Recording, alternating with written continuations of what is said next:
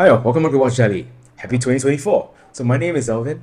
Today we'll be talking about some of the reasons why I think Rolex could have a big 2024 and 2025 coming up for the next year or two. Rolex brand fatigue is very real. I talk about it on my YouTube videos, on the podcast, and I think everyone's just sort of very fatigued with the amount of content created for Rolex since 2018, 2019, which is a bit of a roller coaster ride when it comes to Rolex.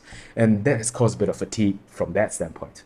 However, I think some of the things that Rolex has done the last few years, based on their releases, has given us good reason to pause and get us thinking that Rolex could be primed for a very interesting 2024 and 2025, possibly even further up. Is Rolex bucking the trend a little bit? Is Rolex looking more towards the past? Here are the few things I want to point out that may give us some clues on where Rolex is going the next few years. So first, in 2022, Rolex released the right-handed watch on the GMT Master, the Sprite.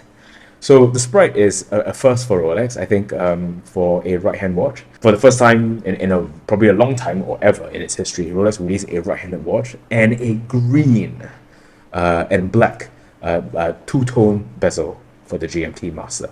That is something that's never been done before, and sort of gives us a first a look or clue into what Rolex is trying to reinvent themselves a little bit. In showing us some green, and at the same time releasing a right-handed watch. So that's the first clue. Clue number two. In 2023, Rolex released the Perpetual 1908.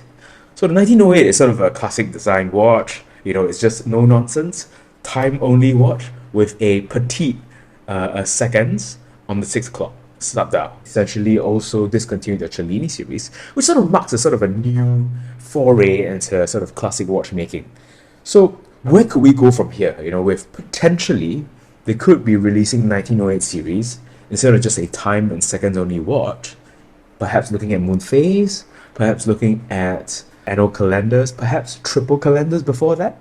I think watches like these can really also bring out classic watch lovers, watch lovers or enthusiasts who prefer mid-century watches from the last century. So people who like 1940s, 1950s, 1960s watches, more classic designs, and especially what Rolex has done in the past. So I thought those were really very fun pieces to look at in Rolex's history, and Rolex could be moving in that direction over the next few years. Only time will tell.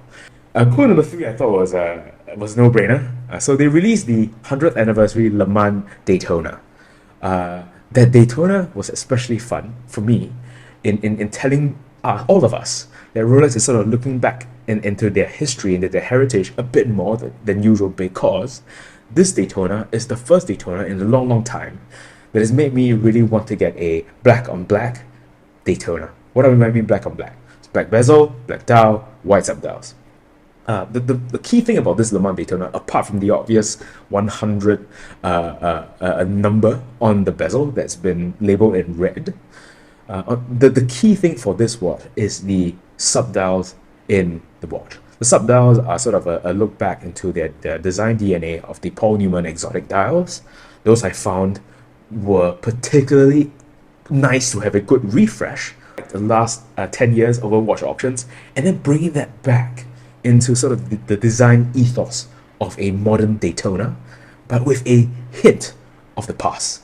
So that I thought was particularly invigorating for the brand and for collectors worldwide, that finally a Daytona that's sort of tapping into its past quite a lot more with that level of specificity. So I thought that was particularly cool of them to do that.